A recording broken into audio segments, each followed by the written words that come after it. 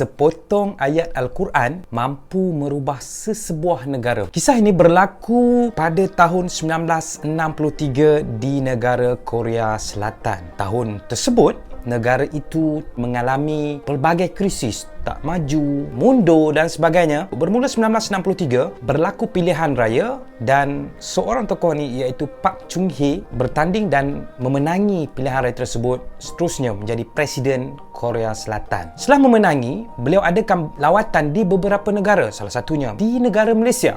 Disambut oleh Tun Abdul Razak ketika itu menjawat sebagai Timbalan Perdana Menteri, merangkap Menteri Pembangunan Negara dan Luar Bandar. Jadi Tun Abdul Razak ni dia bawa lah pejabat kementerian lah. Sampai ke pejabat kementerian, maka Park Chung-hee ni dia terlihat di pejabat tersebut ada tergantung sepotong ayat, iaitu dalam surah Ar-Ra'd ayat yang ke-11 yang bermaksud Allah Subhanahu Wa Taala tidak akan mengubah nasib sesuatu kaum sehingga kaum itu sendiri mengubah apa yang ada pada diri mereka. Dia faham maksud tu. Kemudian dia terinspirasi dengan ayat tersebut. Seterusnya beliau juga adakan lawatan ke negara Indonesia. Beliau berjalan di satu tempat ni di Aceh, melihat satu masjid Baitur Rahman, melihat sepotong ayat yang sama. Jadi beliau bertanyalah kepada orang kat situ lah, mungkin Bilal ke orang kampung situlah kan, tanya apa maksud ayat tersebut. Sekali lagi beliau tanya, maka dia jawab maksud yang sama. Beliau bertanya, bolehkah aku membawa pulang ke negara aku ayat ini? Kata orang tersebut, tidak ada masalah, okey. Dia pun bawa balik ayat tersebut pergi ke negara dia. Dalam keadaan negaranya yang tidak maju mundur ketika itu, kemudian beliau adakan satu program Sumul Undung, tak silap ni. Program ni dia pun jumpalah dengan menteri dia.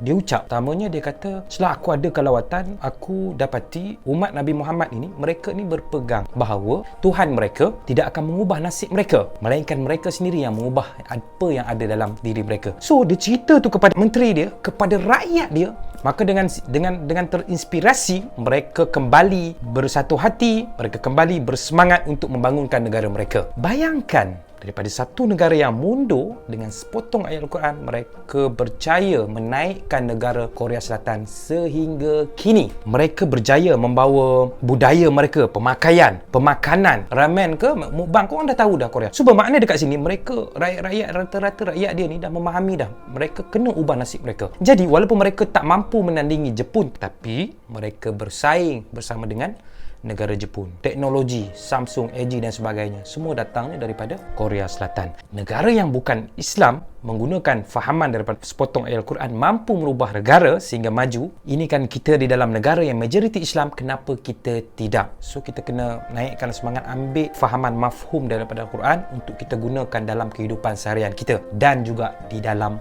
negara kita.